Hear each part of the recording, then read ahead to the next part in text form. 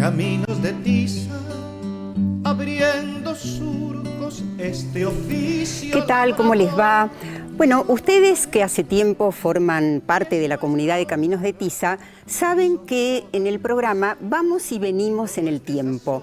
Hablamos a veces del futuro de la educación o de la educación del futuro, hablamos del presente con noticias, temas de actualidad y hablamos del pasado haciendo historia de la educación. Algo de esto va a entrar en el programa de hoy. Les cuento que fuimos al encuentro de la doctora Graciela Frigerio, que pensó para nosotros también en relación al tema cadenas asociativas. Y estarán aquí Alejandra Brenner, que es licenciada en Ciencias de la Educación, David Ver, que es doctor en Ciencias Sociales, y Susana Di Pietro, artista plástica y licenciada en Educación. Nuestro tema, cuerpos escolarizados. Así lo presentamos. ¿Qué relación hay entre cuerpo y aprendizaje? ¿Qué cuerpos de docentes y alumnos caracterizaban a la escuela tradicional y cómo se relacionaban con el espacio? La relación corporal de maestros y alumnos en el nivel inicial se transforma a lo largo de la escolaridad. ¿Qué lugar tiene en la escuela la expresión de las emociones y el cuidado del propio cuerpo y de los otros? ¿De qué características es la comunicación corporal en el grupo de pares?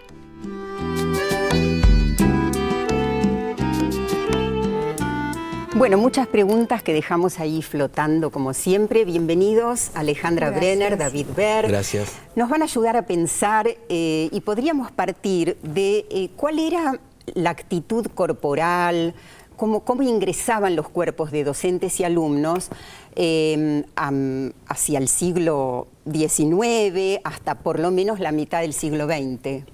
David. Bueno, ¿qué tal? Bueno, en mi caso yo respondo desde el objeto mío de estudio, que es la historia de la educación física, que particularmente toma ciertas prácticas del cuerpo en relación a tres tradiciones que se instalan: la gimnasia, la disciplina, el higienismo médico y más adelante el deporte. En principio el discurso terapéutico clínico ortopédico es el que da de alguna manera surgimiento a la educación física a partir de las discusiones entre de qué manera se alcanza un cuerpo recto. ¿Un cuerpo? Recto, la rectitud, claro, la verticalidad. Claro. Pero que aparece como un discurso más de alineación corporal postural y termina constituyéndose en un discurso moral. Ajá. Esto de cuerpos rectos, de cuerpos rígidos, me parece que sí, tenía que ver con la época que estamos mencionando. Y Alejandra, ¿vos qué recordás? A veces son imágenes, a veces son experiencias propias. ¿Qué recordás de cómo eran la actitud corporal hacia mediados o todo el siglo XIX y mediados del XX? Y se mantenía una actitud muy rígida. Había una poca expresividad del cuerpo. Estaba mucho más enfocado la educación a la mente que al resto del cuerpo. Entonces, la expresión del cuerpo parecería que no era parte de la enseñanza. Claro. Solo se enfocaba a lo que había que aprender a nivel mental, cognitivo. Pero la expresividad corporal estaba totalmente vedada. Bueno, ahí los vemos, la formación era algo muy importante para la escuela. Había que, ¿se acuerdan cuando el docente decía, bueno, a lo mejor ustedes no se acuerdan, lo leyeron, cuando el docente decía, quiero ver una sola cabeza, ¿no? Y todo eso era muy importante, el tomar distancia. Y como recuerdo, Francesco Tonucci, el pedagogo italiano, dibujó una vez a un niño mirando la nuca del compañero de adelante, porque ese era todo el paisaje que se podía ver. Claro. Y de los cuerpos rígidos, de esas marchas, de esas distancias, ¿a qué se fue pasando paulatinamente? Y fue gradualmente, la educación fue permitiendo que el cuerpo se soltara un poquito más, pero fue muy gradualmente. ¿No? De a poquito los bancos se fueron ubicando de otra manera, claro, hasta de cuerpos que estaban mirando la cabeza del otro, empezaron a abrirse un poquito más, quizás empezó a haber un pasillo, sí, ¿no? Un poco más de distancia, donde el cuerpo podía empezar a moverse un poco más, ¿no? Sentarse de a dos, que ya era todo un acontecimiento. Ahí los vemos, porque después se introdujo unas especies de mesas, ¿no? Donde también podía haber varios, pero ya estamos hablando del presente prácticamente. Una clase de educación física muy antigua, ¿cómo era? ¿Era competitiva, por ejemplo? No, lo que pasa es que el tema del deporte en Argentina entra a partir de la tercera década, de un conjunto de discusiones que hay entre el fundador del Instituto de Educación Física, Romero Bres, y la Sociedad Esportiva, Jorge Newbery y demás. Pero básicamente el modelo era el de la gimnasia sueca o la gimnasia alemana. Esta es la gimnasia sueca, que es como se llamaría la calistenia, ¿no? O sea, un comando rígido, como un comando dirigido, directo, donde todos tienen que al mismo ritmo seguir las órdenes del docente. Y cuando hay alguien que está por fuera del ritmo, ese poder que se despliega sobre todos se despliega sobre cada uno. Es un poder, digamos, omnium et singulatium, a todos y a cada uno, un dispositivo de gubernamentalidad sobre el cuerpo, muy desplegado a partir, digamos, de los maestros de gimnasia, de la ley Ferdi, de la ley 1420. Sí, pero también aparece como muy militarizado, ¿no? Sí, pues es un comando directo, pero sin embargo la escuela no es un cuartel, como dice Romero Bres, porque esto llevó a confusiones. La corporación militar quiso decir, bueno, si ustedes hacen esto, entonces los sargentos y los cabos somos los que tendríamos que dar la clase. Claro. Y Romero Bres con Pisurno le contestan la famosa frase, la escuela no es un cuartel, construye ciudadanos. Antes decías, Alejandra, algo en relación a, me parece que a la escuela iba la cabeza, porque todo estaba puesto en la razón. Exacto. ¿Y se puede hacer esa separación? ¿Cuerpo-mente, por ejemplo? En realidad, poder se puede desde el análisis de los cuerpos. En general, lo que nosotros buscamos desde la educación corporal, ¿no?, es poder integrar la cabeza y el resto del cuerpo cuando uno enseña en cualquier asignatura, no solamente educación física, sino que también otras asignaturas, las otras asignaturas curriculares, que observe al chico o al adolescente o al joven o al adulto como una persona más integral, que cuando le enseña algún contenido, no solamente observe qué es lo que dice, qué es lo que piensa, sino la expresión del cuerpo, porque a veces una persona está contando o respondiendo algo y el cuerpo está diciendo otra cosa. Y a veces eso un docente no lo está viendo, no lo ve. Ahí es cuando se dice hay que saber leer lo que el cuerpo está diciendo. Bueno, no sé si Galeano coincide con vos o vos con Galeano, pero nos dice esto. Me gusta la gente sentipensante, que no separa la razón del corazón, que siente y piensa a la vez, sin divorciar la cabeza del cuerpo ni la emoción de la razón. Bueno, efectivamente uno puede empezar a buscar y casi a jugar con dichos que incluyen la palabra cuerpo, ¿no? De hecho, en la escuela se pone el cuerpo, cada uno desde su función, ¿no? Me parece que es importante también recordar qué pasaba con los brazos, porque los brazos los brazos tenían que estar al costado del cuerpo cuando se estaba en fila, los brazos tenían que estar así, todos iguales cuando estaban sentados, ¿no? Y bueno, me parece que todo esto hace a qué era lo esperable. Y como vos decís, la transformación fue muy lenta. ¿Y esa transformación cómo fue en educación física? Bueno, en realidad esta cuestión de este paradigma epistemológico cartesiano en educación física se potencializó mucho, por eso es educación física y no es educación corporal, es una vieja discusión, porque se potencializa de que habría como dos pedagogías, una pedagogía dirigida a la inteligencia, la Rex Cogitan, y una pedagogía dedicada más al tema del físico, ¿no?, la Rex Extensa.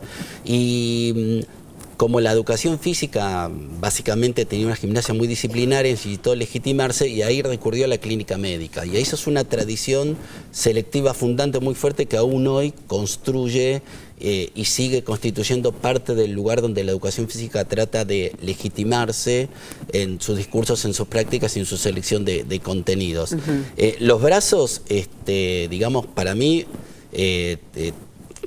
esta cuestión de los brazos arriba de la mesa tiene que ver, por ejemplo, con las luchas contra el onanismo, muy fuerte del siglo XIX y cuestiones que decían que la masturbación producía taras, entonces había que controlar permanentemente dónde estaban los brazos. Claro, que estén bien visibles. Exactamente. Bueno, les contaba antes que fuimos al encuentro de la doctora Graciela Frigerio y nos ayuda a pensar entonces todas estas cadenas asociativas y nos habla puntualmente acá de poner el cuerpo. Acercarnos a pensar el cuerpo implica como trabajar un par de cuestiones a la vez. Una es este acceso vía la metáfora, proverbios, maneras de decir, maneras de hablar del cuerpo. Uno dice cuerpo a cuerpo, uno dice el cuerpo docente, uno dice el cuerpo en la escuela, el cuerpo sexuado. Y cada una de estas metáforas, para poder acercarse, hay que abrir una cadena asociativa, es decir, poder ir desplegando aquellas nociones, conceptos, vivencias, experiencias que van a dar cuerpo al cuerpo. En primer lugar, forma parte de lo que en psicoanálisis se llama lo sabido no pensado. Es decir, es algo sobre lo que cada uno de nosotros sabe algo. Tenemos un cuerpo, lo sentimos, lo vivimos, nos pesa, nos duele, nos molesta, nos alegra. Pero sobre esto, elaborar esto, trabajar sobre esto, hacer consciente esto, eso es todo un trabajo. La segunda cuestión es que el cuerpo, para los sujetos, para nosotros los humanos, tiene una particular relación con los saberes, porque el cuerpo porta en sí un enigma. El cuerpo es un extranjero. Yo te diría, cuando nacemos, nosotros somos extranjeros para los que nos reciben, pero nuestro propio cuerpo es un extranjero para nosotros. Pero es un extranjero que se plantea como enigma. Y ustedes me van a decir, ¿dónde está el enigma del cuerpo? Pregunta totalmente legítima. Del enigma en el cuerpo que va a dar origen a las primeras teorías de cuando éramos pequeños, queda un vestigio formidable. ¿Saben cómo se llama? Ombligo. El ombligo del cuerpo, ese agujero que no lleva a ninguna parte y sostiene la primer curiosidad intelectual. ¿De dónde vengo? ¿A dónde me lleva? ¿Vieron que los chicos juegan con el ombligo todo el tiempo? Eso, sede de un enigma.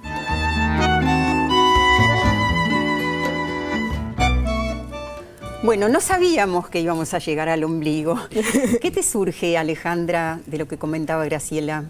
Mientras ella hablaba, yo me imaginaba, ¿no?, que hay una palabra que no lo dijo, pero a mí me despertó, que es el tema de la emoción, ¿no? Cómo juega la emoción en los cuerpos, ¿no? Cómo juega la emoción en la enseñanza, en la escuela, hablando de cuerpos escolarizados, ¿no? Cuánto en el proceso, en la historia, se dio lugar a la emoción como un contenido más de enseñanza. Volvemos al tema de cuerpo-mente.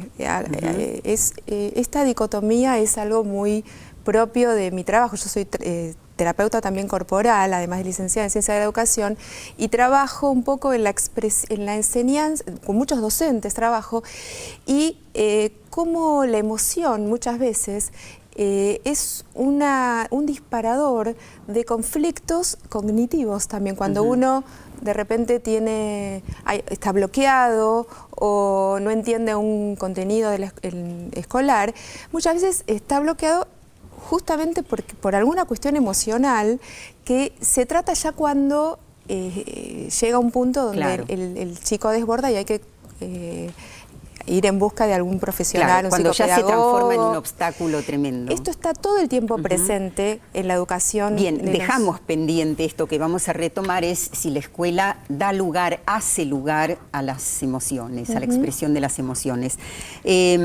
Por último, también podríamos hablar de qué cuerpos eran aceptados, qué cuerpos eran elogiados, y seguramente eso pasaba en educación física. Bueno, chiquito, David. Sigue pasando. Ajá. Sigue pasando. Primero hay que aclarar que muchos institutos de educación física públicos tienen exámenes de ingreso y tienen como unas ciertas lecturas antropométricas de quién puede entrar o quién no puede entrar.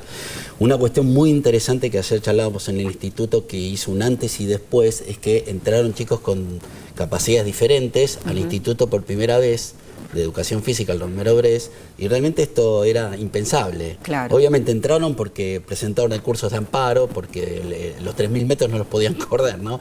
Pero bueno, esto también creo que si se potencializa podría generar otro tipo de cambios en la educación física. Pero obviamente hay un modelo corporal de la educación física que tiene que ver con, en general, el deportista. Es así que los petizos, los gordos, los flacos, los esmirreados no son muy bien recibidos en la clase. No son tan aptos. Bueno, seguimos trabajando este tema. En el próximo bloque estaremos con Susana Di Pietro.